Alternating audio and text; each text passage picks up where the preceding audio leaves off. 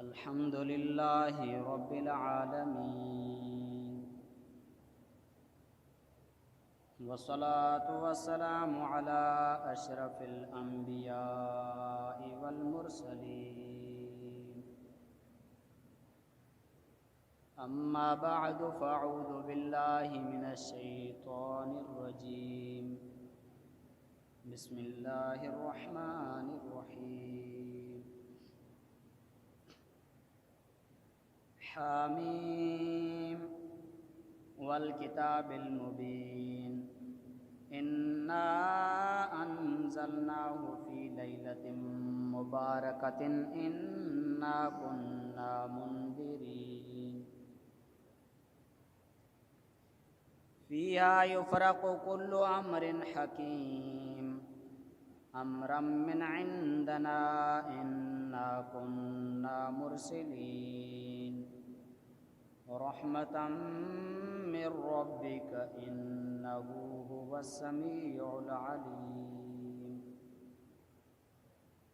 क़ाल अन्नबिय्यु सल्लल्लाहु अलैहि वसल्लम इन्नल्लाह यंज़िलु लैलतन निस्फ़म मिन शुअबानिन इला समाइद दुनिया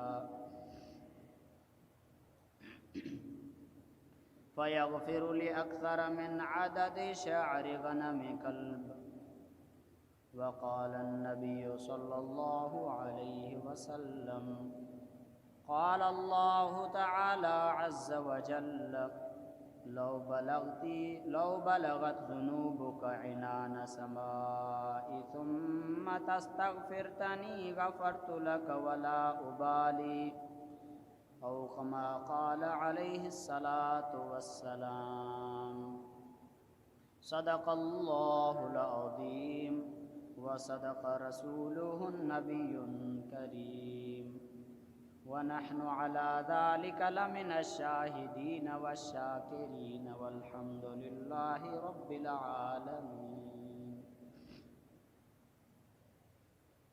5वीं सिपारा सूरत दुखान जो 6 आयतों तिलावत कयम।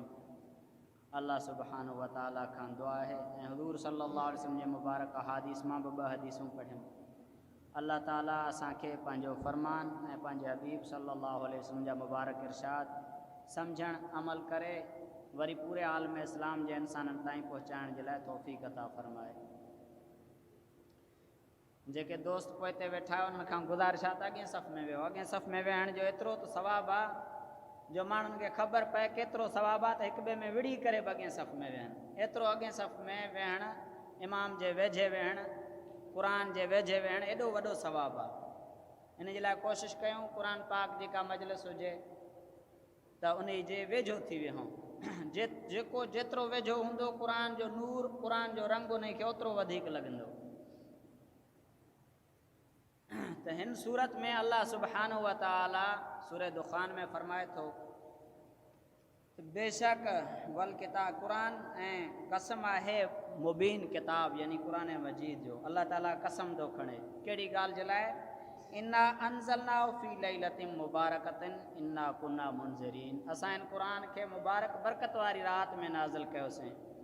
इन मां मुफ़स्सिरीन फरमायो त क़दर जी राति मुराद आहे यानी अल्लाह तबारक व तआला क़ुरान हकीम खे इन्ना अंज़लनाहु फ़ी लैलतिल क़द्र क़द्र जी राति नाज़िल कयोसीं क़ुरान खे। लोह महफूज़ खां क़ुरान पाक क़द्र जी राति नाज़िल थियो। वरी हिन दुनिया में 23 सालनि में क़ुरान पाक थोरो थोरो थी करे नाज़िल थींदो रहियो। मुकमल 23 सालनि में नाज़िल थियो। अल्लाह ताला उन जो कसम थो खणे त मूं हिन क़ुरान खे बरकत वारी राति में नाज़िल कयो आहे। फ़ीहा युफ़रक़ु कुल्लु अम्रिन हकीम। ऐं इन राति में ॿियो कहिड़ो कमु थींदो आहे? हिकु त अल्लाह फरमाए थो त मूं हिन राति में क़ुरान खे नाज़िल कयो आहे। ॿियो कहिड़ो कमु थींदो आहे? जो सॼे साल जा जेके तकवीनी उमूर हूंदा आहिनि उन्हनि जो फ़ैसिलो थींदो आहे इन राति में।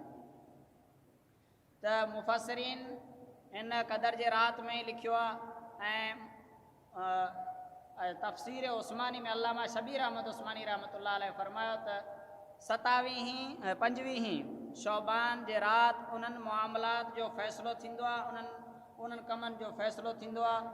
माना शुरूआत उतां थी थिए ऐं क़दर जी राति में हली करे उहे फ़ैसिला मुकमल था थियनि। माना 15 शौबान खां वठी अल्ताफ़ सां, फिलाणे सां, ग़ुलाम अहमद सां छा छा मामलात पेश अचणा आहिनि ऐं हिन साल हे मरंदो या जीअंदो, हिन जो नालो ज़िंदनि जे लिस्ट मां कढी करे हिन जे मौत जो जेको आहे सो कमु हज़रत इस्राफ़ इज़राइल अलैहिस्सलाम जे हवाले कयो वेंदो आहे। हिन खे सॼे साल में केतिरो रिज़्क़ मिलंदो, केतिरा ॾुख मिलंदा, केतिरा सुख मिलंदा, इन फ़ैसिलनि जी शुरूआति थी थिए 15 शौबान जे राति खां ऐं क़दर जे राति हली करे फ़ैसिला मुकमल था थियनि। त मुंहिंजा दोस्तो, हे हिकु बाबरकत लम्हा हूंदा आहिनि जिन में असां पंहिंजे अल्लाह सुब्हानो व तआला खे राज़ी करे पंहिंजो मुस्तक़बिल संवाराए था सघूं। ऐं हुज़ूर सल्लल्लाहु अलैहि वसल्लम फरमायो त बेशक अल्लाह ताला 15 शौबान जे राति आसमानी दुनिया जे तरफ़ मुतवजा थींदो आहे। 7 माड़ आहिनि सम्झो, पहिरियों आसमान, ॿियो आसमान, टियों आसमान, चौथों आसमान, 7 आसमान खां मथे अल्लाह ताला जी कुर्सी आहे। वसिया कुर्सीयुहु समावाति वल अर्द, अल्लाह ताला जी कुर्सी 7 आसमाननि जे मथां वसी आहे, पूरी दुनिया ते मुहीत आहे। त अल्लाह सुब्हानो व तआला पंहिंजे कुर्सी मां मुतवजा था थियनि हिन दुनियावी आसमान जे तरफ़ ऐं फ़यग़फ़िरु लिअक्सर मिन अदद शअर गनम कल्बिन, हुज़ूर फरमायो पोइ अल्लाह सुब्हानो व तआला उन वक़्तु पंहिंजे रहमत जी नज़र फेराए करे बनी कलब जूं जेके बकरियूं हुयूं उन्हनि जा जेके वार हुया उन्हनि खां घणनि मुसलमाननि जी मग़फ़िरत करे थो छॾे। एॾी बाबरकत रात आहे। ईअं सम्झो हज़ारें लखें किरोड़े माण्हुनि जी बख़्शिश जो ऐलान अल्लाह ताला जे तरफ़ां थी थो वञे हिन राति में।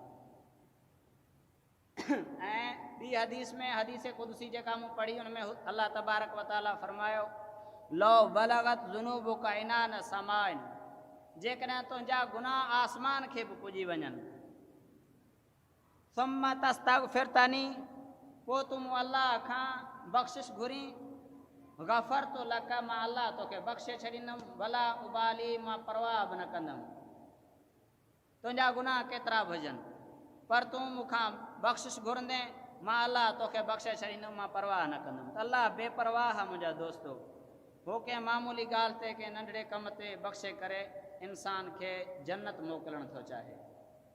पोइ अहिड़नि मुबारक मौक़नि खे बि छॾे करे जेकॾहिं असां ग़फ़लत वारी ज़िंदगी गुज़ारियूं, मनचाही ज़िंदगी गुज़ारियूं, त असांजी पंहिंजी नालाइकी आहे, नाफ़रमानी आहे।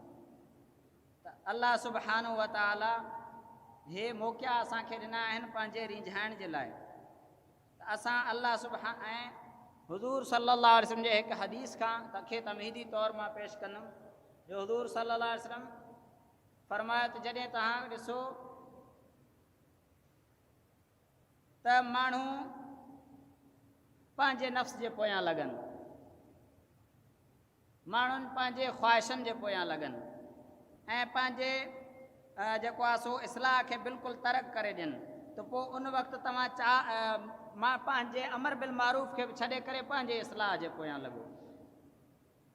इन हदीस जो इहो मक़सदु न आहे त अमर बिल मारूफ़ छॾे ॾिजे, उहो असांजो ज़िम्मो आहे, पर हिते हिकु ॿिए नुक़्ते ॾे हुज़ूर सल्लल्लाहु अलैहि वसल्लम जिन मुतवजा था फरमाइनि, इज़ार आई त दुनिया मुअसरतन, जॾहिं हुज़ूर फरमायो त जॾहिं तव्हां दुनिया खे ॾिसो त दुनिया खे तरजीह ॾियणु लॻनि मुस्लमान। ऐं हिन वक़्तु इहा हालत आहे, वाह हवन मुतबान, ऐं पंहिंजे ख़्वाहिशात जी पैरवी शुरू करे ॾियनि, वाजाब कुल्ले दी रायन फराइही, ऐं हर शख़्स पंहिंजे राय जे मुताबिक़ अमल करे। हुज़ूर सल्लल्लाहु अलैहि वसल्लम जा तरीक़ा मुबारक अमाल छॾे करे फ़अलैक ख़ासत नफ़्सिक, हुज़ूर फरमायो पोइ उन वक़्तु पंहिंजे नफ़्स खे ख़ासि करे वठि, वद अनका अमरल आम, ऐं पोइ अवाम खे उन वक़्तु दावत ॾियणु छॾे ॾे।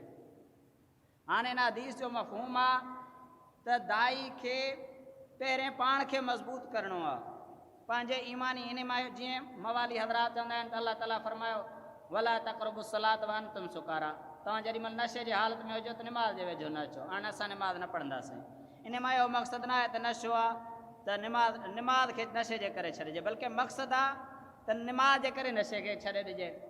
हाणे हिन हदीस मां इहो मक़सदु न आहे त असां अमल बिल मारूफ़ नही अनिल मुनकर छॾे ॾियूं, बल्कि मक़सदु आहे त असां पंहिंजे अंदरि कमाल पैदा कयूं, दाई पंहिंजी इस्लाह करे मुकमल, ऐं दाई जे अंदरि सिफ़ात हुजनि ऐं दाई रूहानी तौरु मज़बूत हुजे। हज़रत नूह अलैहिस्सलाम वारी जुस्तजू, उन वारी तड़प, ऐं हज़रत अयूब अलैहिस्सलाम वारो सबर, ऐं हुज़ूर सल्लल्लाहु अलैहि वसल्लम जे अंदरि जेका दावत जे लाइ जेको जज़्बो हो, उहो जज़्बो ए सफ़ा सभु सिफ़ात पंहिंजे अंदरि दाई जमा करे, उहो मक़सदु आहे हिन हदीस शरीफ़ जो। त मुंहिंजा दोस्तो, असां मुस्लमान, असां कलमे पढ़ण वारा, असांजो ईमान हुजणु खपे त असांजा आमाल जेके आहिनि उहे असांजे मसाइल जा हल आहिनि। असां आमाल जे तरफ़ तवजो कयूं त इन बाबरकत रातिनि में, इन मौक़नि में अल्लाह सुब्हानहु व तआला जेके हुज़ूर सल्लल्लाहु अलैहि वसल्लम जेके असांखे आमाल ॿुधाया आहिनि, उन आमाल खे वठी करे पंहिंजे अल्लाह खां जेको आहे सो अल्लाह खे राज़ी करे वठूं। त हुज़ूर सल्लल्लाहु अलैहि वसल्लम शाबान जे महीने में फरमाईंदा, अल्लाहुम्मा बारिक लना फी शाबान व बल्लगना रमज़ान। ऐं अल्लाह असांजे शोबान में बरकत अता फरमा ऐं असांखे रमज़ान ताईं पहुचाइजांइ। इहो हुयो हुज़ूर जो शौक़ु। रमज़ान खां अॻु में, अचण खां अॻु में ई दुआऊं पिया था घुरनि, या अल्लाह असांखे रमज़ान ताईं मोहलत ॾिजांइ। त हे ख़ुतबो आहे, सम्झो तमहीद आहे रमज़ान उल मुबारक जे लाइ। हिन वक़्तु पंहिंजे अंदरि नेकिन जो मादो पैदा करणु आहे, पर कोशिशि शुरू करे ॾिजे त जीअं असांजी तबियत मस्जिद सां जुड़े, असांजो रूह मस्जिद सां लॻे, ज़िक्र अज़कार में असांखे हींअर खां ई मज़ो अचणु शुरू थी वञे। त चंद ॾियारा जेको आहे सो 18-19 ॾियारा आहिनि, हींअर खां असां महिनत शुरू कयूं त जीअं रमज़ान मुबारक जे बरकतनि खां। ऐं हज़रत वरी ॿी हदीस आहे, कान रसूलुल्लाह सल्लल्लाहु अलैहि वसल्लम यतहफ़्फ़ज़ु मिन शोबानिन मा ला यतहफ़्फ़ज़ु मिन गैरी। हुज़ूर सल्लल्लाहु अलैहि वसल्लम शोबान जो तारीख़ूं बि ईअं यादि रखंदा हुआ जो कंहिं ॿिए महीने जो तारीख़ूं यादि न कंदा हुआ। माना असां मुस्लमान, असांखे ख़बर हुजे त 11 शोबान आहे, बाक़ी रमज़ान मुबारक में हेतिरा ॾींहं आहिनि, सुभाणे 12 आहे, बाक़ी हेतिरा ॾींहं आहिनि, 13 आहे, वरी हेतिरा ॾींहं। इश्तियाक सां जीअं कंहिं शइ जे लाइ माण्हू मुश्ताक हूंदो आहे, तारीख़ यादि रखंदो आहे, ईअं हुज़ूर सल्लल्लाहु अलैहि वसल्लम शोबान जे तारीख़नि खे यादि रखंदा हुआ। त हिकु सुन्नत, अल्लाहुम्मा बारिक लना फी शाबान व बल्लगना रमज़ान, या दुआ घुरंदा रहूं हर सॼे शोबान में। ऐं ॿिए नंबर में तारीख़ूं यादि कयूं। ऐं कील अय्यु सौम अफ़ज़लु बअद रमज़ान, हुज़ूर सल्लल्लाहु अलैहि वसल्लम खां पुछियो वियो त रमज़ान खां पोइ कहिड़ा रोज़ा बहितर आहिनि। काल शोबानुल मुअज़्ज़म, हुज़ूर फरमाए त शोबानुल मुअज़्ज़म जा रोज़ा। त असांखां जेतिरे क़दुरु थी सघे मुबारक महीने में रोज़ा बि रखूं, पर उहे मुस्तहब आहिनि, उन्हनि खे उहा ई हैसियत ॾिजे, उन्हनि खे फ़र्ज़ वग़ैरह जे दर्जे ते न आणे। वहुव शहरुन तुरफ़उ फ़ीहिल अअमालु इला रब्बिल आलमीन, हुज़ूर फरमायो त शोबान उहो महीनो आहे जंहिं महीने में मुस्लमान जा आमाल रब्बुल आलमीन जे बारगाह में पेश कया वेंदा आहिनि। त मुंहिंजा दोस्तो, का गुनाह को ग़लती का थी हुजे त तौबा ताइब करे अलाह खे राज़ी कयूं, जीअं असांजा आमाल पेश थियनि त असांजो रब ॾिसी करे ख़ुशि थी वञे। इदा बक़िया निस्फ़ मिन शोबान फला तसूमू, हुज़ूर फरमाइनि था जॾहिं अधु शोबान गुज़री वञे पोइ रोज़ा न रखिजो। हिते वाजिब फ़र्ज़ बि न आहे, माना हिते इहो हुकुम मञणु फ़र्ज़ बि न आहे। साईं जन उम्मत जे लाइ रहमतुल आलमीन हुया, ख़ुसूसन रहमत आहिनि उम्मत जे मथां। त साईं जन शोबान 15 शोबान खां पोइ रोज़नि रखण खां मना कयो, इन जे लाइ जीअं उम्मत ई मज़बूत थिए रमज़ान जे लाइ। ऐं मुंहिंजा दोस्तो, इन सां गॾोगॾु असां पंहिंजे आमाल, जेके आमाल अहादीस मां साबित आहिनि, उन्हनि आमालनि खे कयूं। आमाल मतलूबा जेके आहिनि, हज़रत अली रज़ी अल्लाह ताला अन्हु खां मनक़ूला, अला मिन मुस्तग़फ़िरिन ली फ़अग़फ़िरु लह। 15 शोबान जे राति अल्लाह सुब्हानहु व तआला दुनियावी आसमान ॾे मुतवजी थी करे ऐलान था कनि, आहे को मूंखां बख़्शिश घुरण वारो। हाणे इहो ऐलान बुज़ुर्गनि लिखियो आहे त सॼी राति अल्लाह ताला कंदो रहंदो आहे को बख़्शिश घुरण वारो, फ़अग़फ़िरु लहू, मां उन खे मुआफ़ कयां। गुनाह केतिरा बि कई, ऐबदार आहे, ख़ताकार आहे, पर इन राति जागी करे मूं अल्लाह खां जेको आहे सो पंहिंजे गुनाह जी मुआफ़ी वठे, मां अल्लाह बख़्शे छॾींदोमांसि। अला मुस्तरज़िकिन फ़अरज़ुक़हू, आहे को मूंखां रिज़्क़ घुरण वारो त मां उन खे रिज़्क़ ॾियां। रिज़्क़ जे पोयां सॼो ॾींहुं माण्हू परेशान आहे, पर अल्लाह सुब्हानहु व तआला ऐलान थो करे त मूंखां घुरो त मां ॾियां। जीअं को सखी ऐलान करे, आहे को अॼु मूंखां वठण वारो, अल्लाह ताला ऐलान पियो थो करे। ऐं अला मुब्तलिन फ़उआफ़ियहू, आहे को मुब्तला कंहिं मुसीबत में फाथल परेशान हाल, त मां उन जूं परेशानियूं ख़तमु कयां, उन जे मुसीबतनि खे ख़तमु कयां। अला कदा हत्ता यतलुल फ़ज्र, सॼी राति अल्लाह ताला ईअं ऐलान कंदो रहंदो आहे सुबुह तुलूए फ़जर ताईं। त मुंहिंजा दोस्तो, असांखे ईमान ठाहिण जी ज़रूरत आहे मुंहिंजा दोस्तो। अल्लाह जे तरफ़ां ऐलान थिए बख़्शिश जे लाइ, रिज़्क़ जे लाइ, सॼे मामलात जे लाइ, पोइ बि असां न अचूं ॿिए हंधि धिका खाईंदा वठूं त असांखे ईमान ठाहिण जी ज़रूरत आहे। ईमान ते ख़ुसूसन महिनत करण जी ज़रूरत आहे। ऐं हिन राति में जेके ख़ुसूसी अमाल आहिनि उहे आहिनि इनफ़िरादी अमाल, इज्तिमाही अमाल खां पाण खे बचाइजे। छो जो हिन राति में यकसूई खपे अल्लाह सुब्हानो व तआला खे।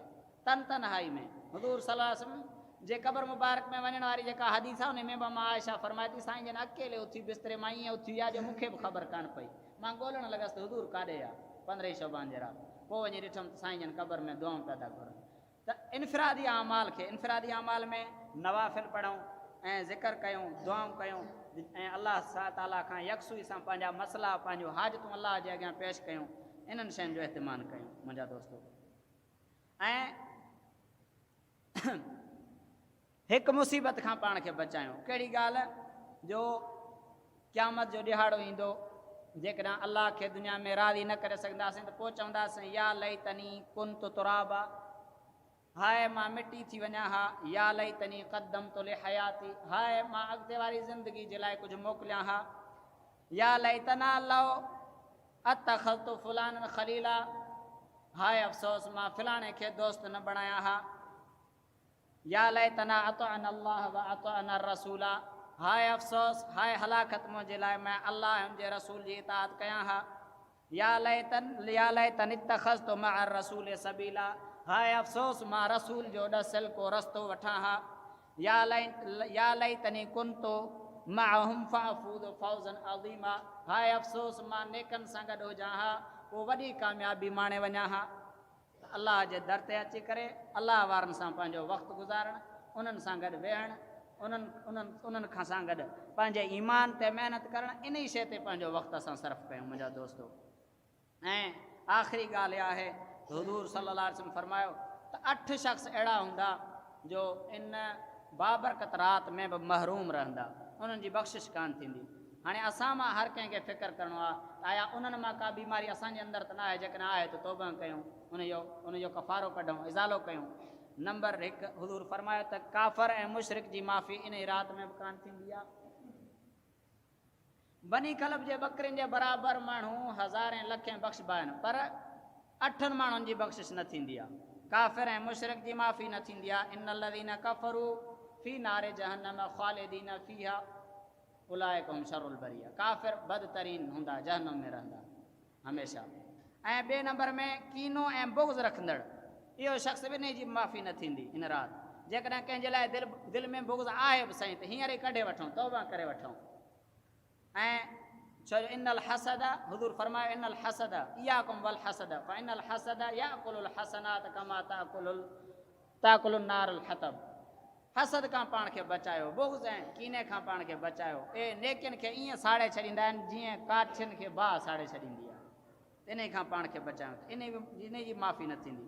ऐं ॿियो नाहक कातिल, उन जी बि माफ़ी कान थींदी, जंहिं नाहक कंहिंखे क़तलु कयो हुजे त उन जे लाइ बि हल इहो ई आहे त उन जे रिश्तेदारनि वटि वञे, जेके उन जा वाली आहिनि, उन्हनि खां बख़्शराए ऐं अलाह जे बारगाह में तौबा थिए त जीअं हिन राति उन जी बि थी वञे।